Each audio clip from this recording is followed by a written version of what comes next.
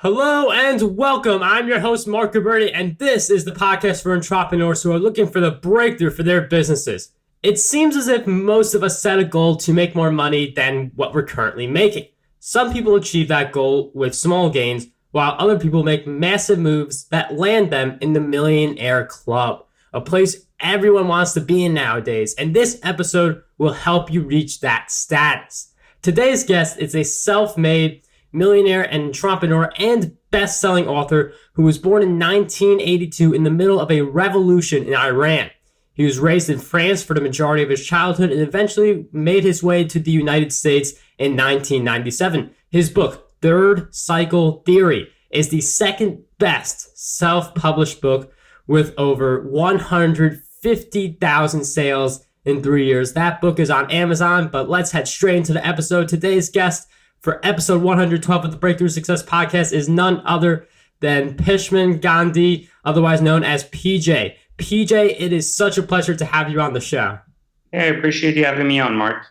It is a pleasure to have you on the show, and I feel like getting into the Millionaire Club is such a good topic because it's something that I feel like a lot of people want to get into, and you help people get there, and you are there yourself. But before we go into that, I'd love some backstory. So why did you become an entrepreneur? I don't really consider myself an entrepreneur. And I think that's part of the reason why I make a lot of money. It's because I am a business owner more than anything else. And I think that as a business owner, I have no illusions of what entrepreneurship is or how it works. And it's more a question of coming up with how to create real business transactions on a day-to-day basis for people.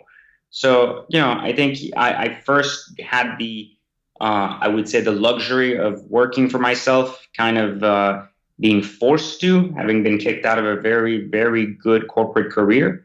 And as a result of it, you have to kind of figure out how to move on and move forward. And so I came up with a lot of different ways, including founding the world's first investment fund in luxury assets called VIP Motoring back in 2005. And then from there, continue to grow other businesses as well. And today, run about 8 different companies, totaling about 60 million worth of annual revenue. And on top of that, I'm retired, so I have different CEOs that run each of these businesses. So I'm not actually sitting there working in any of them. And it's interesting how you have all these teams and people who are helping you to continue to accumulate this income. And obviously, you had to start from somewhere to achieve all of your success. And what would you attribute? Like, what do you see as the principles and habits, some of the key ones that guided you to success? So two basic things, my friend. The first one is I'm never looking for money. I'm always looking for the extension of my talent and how to actually find different transactions to be able to convert my talent into dollars. Let's use something as relevant as, let's say, an investment, right? People ask me all the time, they're like, PJ, why are you not doing Bitcoin? Everybody's doing Bitcoin, everybody's making money. I'm like, well, I look at it this way. The more I focus on things that are not really relevant to my particular talent, the more I'm taking my focus away from what I should be doing that is going to give me back a lot of residual value over time, not just dollars in my pocket. You see, like, good business is an extension of your talent.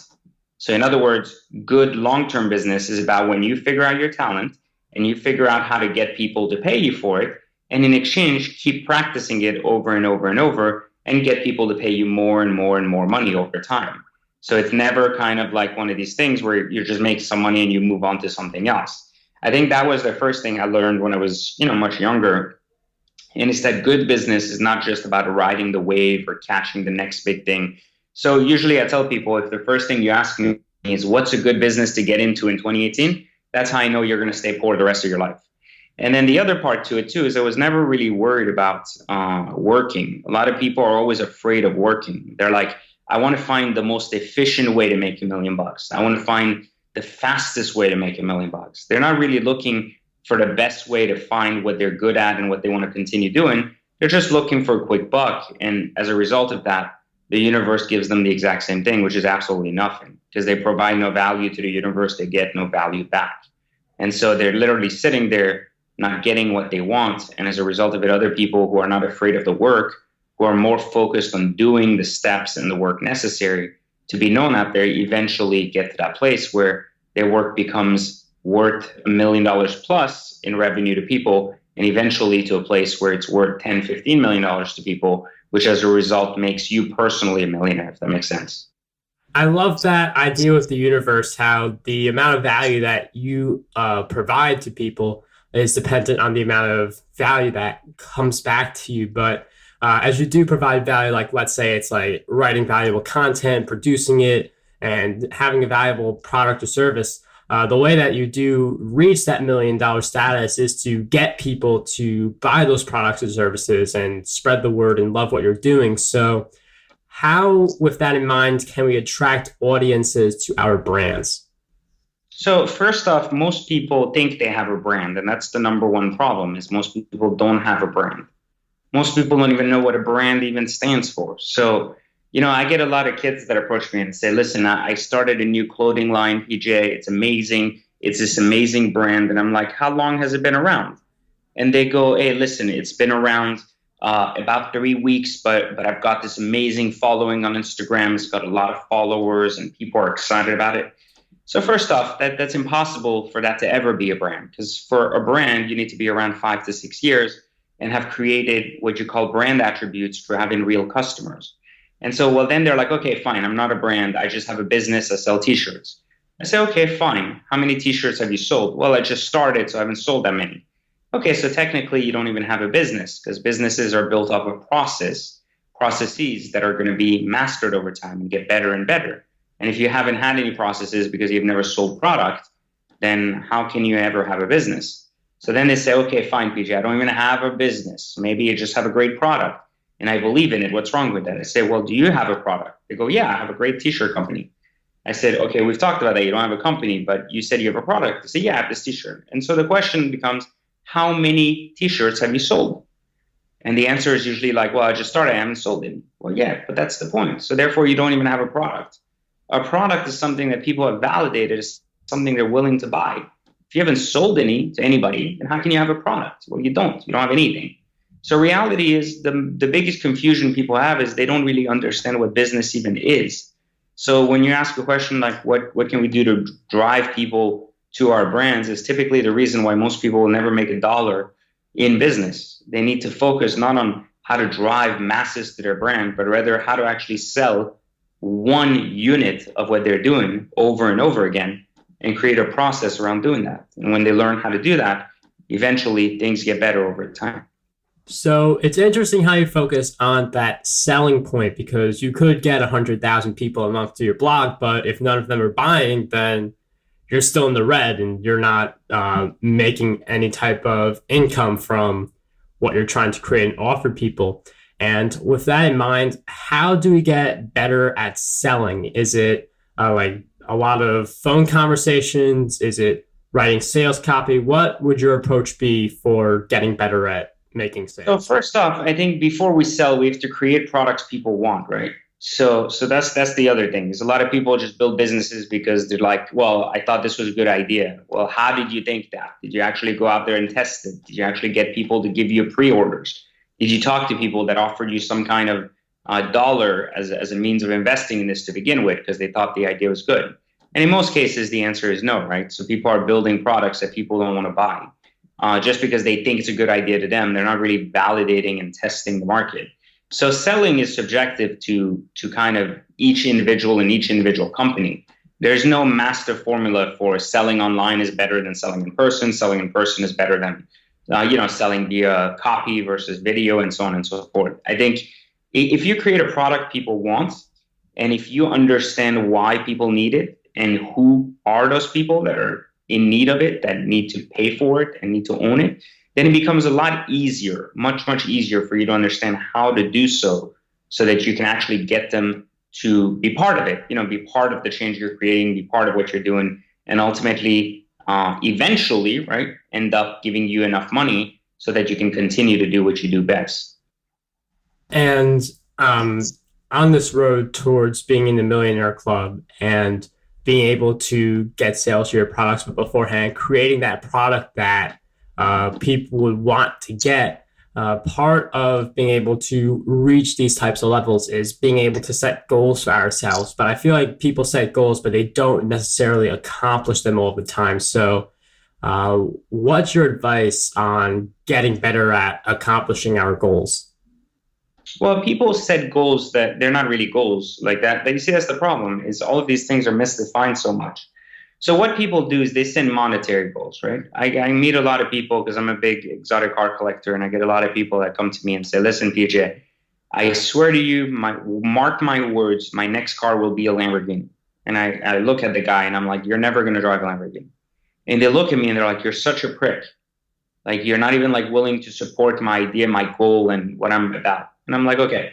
So first off, if you have goals of owning a Lamborghini, and the moment you make a goal of actually owning Lamborghinis, the moment you're declaring that you'll never own one. Because owning a Lamborghini or having a goal in sense of wanting things, right, and wanting to be a millionaire, et cetera. Saying I want to be a millionaire is not a goal.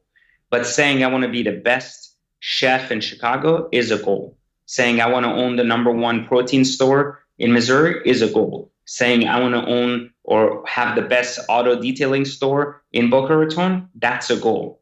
So I can guarantee you that every one of those things I mentioned, those people are millionaires and they have $1 million in their bank account. But what happens is those are real goals that can be met and that can ultimately be matched by the mind because it understands what to do to get there. But when you say, mark my words, my next car will be a Lamborghini, or mark my words, I will make $1 million, that is grounds for guaranteeing you will not. Because what you're doing is saying, mark my words, I have a reward in mind that I'm going to get for myself, and I have zero idea how to get there. And so as a result of it, you're very unlikely to get anywhere. So you're not giving yourself that goal of I want to be a millionaire. You're saying like, I'll do something else instead. Like I'll offer the best services. And the assumption is that those services will help you to become that millionaire because you're focused on providing the best services. And that by definition. Well, you have to understand what it is you plan to do to get there, right? It's impossible to be like, I just want to be a millionaire, because that doesn't mean anything. But it's very possible to come up with what the business is that is going to get you there. You know, what is your belief in getting there, which is fine at that point. So the question really is more about, do you really actually know what it is you want to do to be successful? Or are you just excited about being successful, so you're not actually doing anything with your life?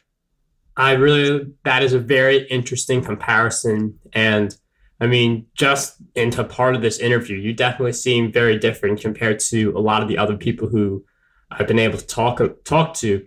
And I mean, you're very successful, but I mean, it's not like you've been saying like, I want to be a millionaire. You have these different ideals that coincidentally helped you reach that status. So what do you believe is the difference between you and people who feel unfulfilled with where they're at? Well, so purpose, I mean, I talk about this a lot in my books, right? Like the idea of purpose is often, again, freaking misunderstood by most people.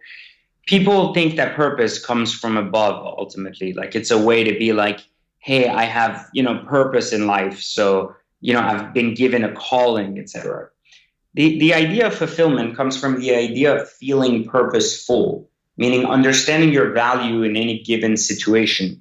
It may sound like there is a divine thing going on, but there really isn't. The point is, any one of us can understand what our purpose is at any given time, in any given location, for any given reason. All we have to do is just understand what our role at that very moment is.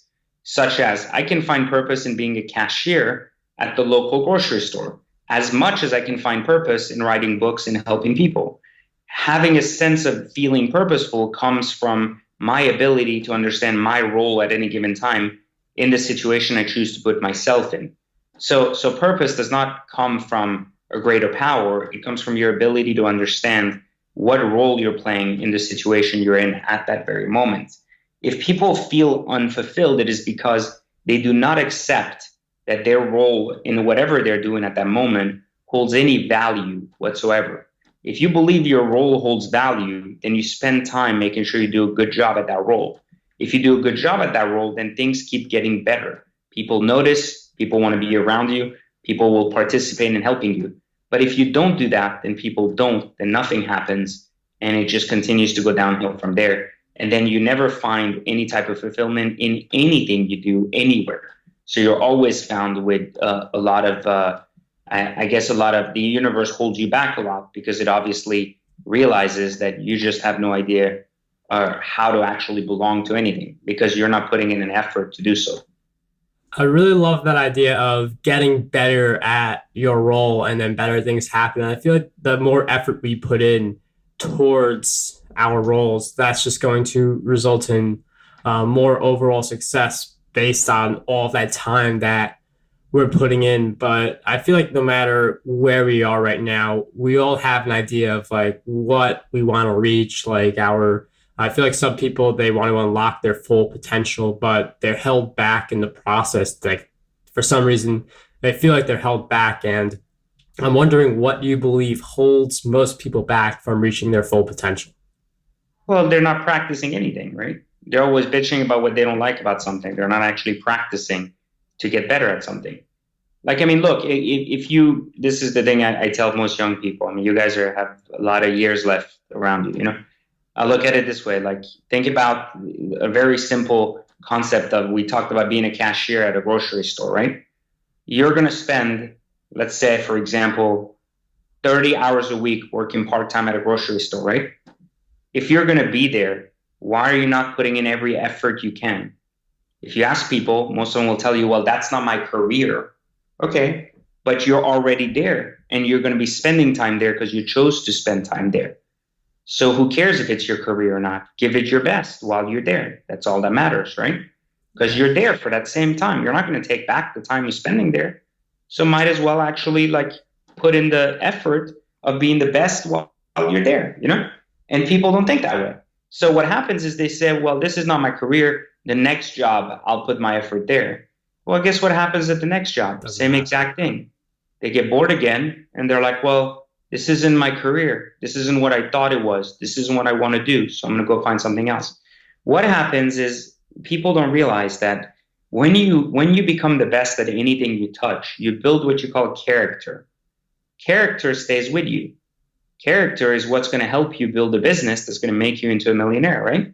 Because the bottom line is, if someone else, like a random person is offering you money to pay you to sit your ass there and bag groceries, and you're not even capable of doing that without messing something up, you're not even willing or able to do that correctly, then you need to start reconsidering how are you ever going to be able to do what it takes to be super successful in your own business when it's so much more difficult. Like building a business is hard, right? So building a business is so hard that for someone to believe that they're going to do better then when they can't even bag groceries on time the correct way with a smile and get better at it, they're crazy. So typically I tell people, I'm like, if you have these ideas of grandeur of tomorrow when you own your business, it's exciting, but today it's not. So only then I will put in the effort because it's my company. You're out of your mind, meaning you're going to end up broke on the side of the street. And 10 years from now, you're going to have the same job you have now that you're bitching about. So it's just not, the right thing to do.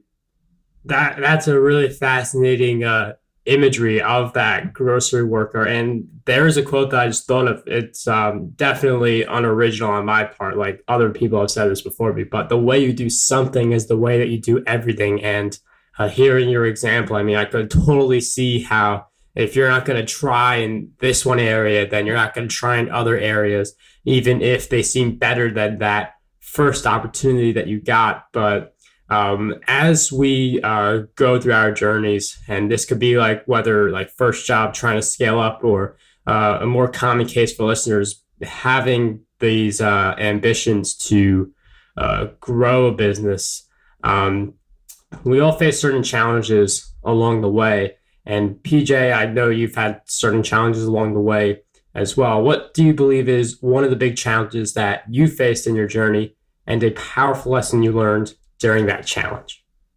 I don't think I've ever had a huge challenge in the way you may think. People always look at their lives as like either success, failure, or everything in between, like in all the things they've had to overcome. I mean, look, every day is a challenge for all of us. We have to figure out how to get out of bed, find purpose, and find fulfillment in whatever we do. And we also have to be able to do it repeatedly over and over until we can get ourselves to the next step and so on and so forth. And I think that's the same for every single human being. I mean, being able to do something great every day and to be able to do it again and again without losing momentum is what it takes to get rich, and it's what it takes to be successful. And that's why so many people fail. So personally for me, one of the biggest blocks in my life that I've been able to overcome is I never lose momentum because I understand myself enough to know how to create change around me all the time so I can keep winning. And so what I'm saying is that a lot of people, if they got to know themselves a little bit better, would be able to spend more time, ultimately getting to know themselves, would be able to spend more time doing what they want to do instead of what they need to do. And it's interesting how you don't point out a big challenge, but how every day is a challenge. And we always have a choice each day to write the blog post or not write the blog post, to put in the work or sit back and watch TV for the entire day. We all have all these different choices running through our minds, and each day can be seen as a fun challenge that we should embrace and put all of our effort into. So I really love this new insight to the question that I love asking different guests. Yeah, I mean, look, at the end of the day, I mean, we're all human beings, right? And human beings are the same, and I think that's what people fail to realize. They think some of us are like geniuses in business. So we set something up, we work hard for 6 months, and then we sit back and the cash rolls in. I mean, look, I've sold, I make fun of this a lot, but look, I wrote Third Circle Theory. And actually, to correct you from earlier, it's sold almost 500,000 copies now in less than 2.5 years. And one of the big things about Third Circle Theory was, it got really famous, got really big. It gave me a big following around, that concept of writing books. And people are like, well, you released a new book. It's your second one. It's going to sell like hotcakes automatically, And the answer is that's not true. I still have to promote it like any other human being that's launching a brand new book, even if they have or have not had any type of success before. So what I'm saying is a lot of times we get confused and we think other people have it easy, where we fail to see that other people are having the same exact challenge and struggle we're having. They're just not publicizing it, right? And they're not they're not getting frustrated about it. They're just figuring out a way to get it done, instead of sitting around and bitching about why it's not getting done.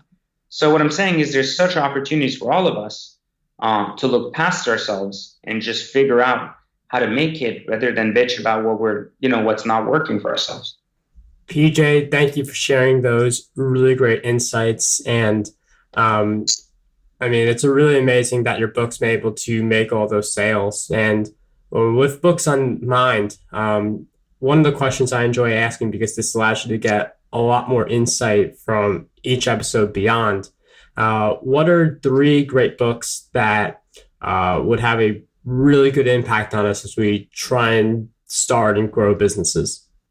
So I'll tell you, read Third Circle Theory first, read Radius second, in that order. Don't skip. Don't go to the new stuff first without understanding the old stuff. It's important because Third Circle Theory teaches people about how to know themselves. Radius teaches people how to understand business. And those are really 2 very, very important components to being successful in general, is have a clear understanding of what some of that language is people use, like I want to be successful, I want to do this, I want to do that. All of these things are misunderstood, and like what is branding, what are products, what are services, things that we think we understand, but when shaped with some of these concepts I teach in there, people end up changing their minds about how they look at their business, which is kind of why I've been working so hard to write these books.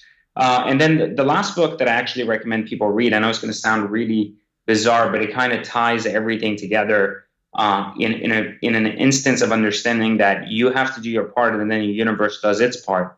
And that book is The Alchemist. The Alchemist is it's a fable, but a very interesting fable about how the universe rewards those that, take a step forward rather than those that hide.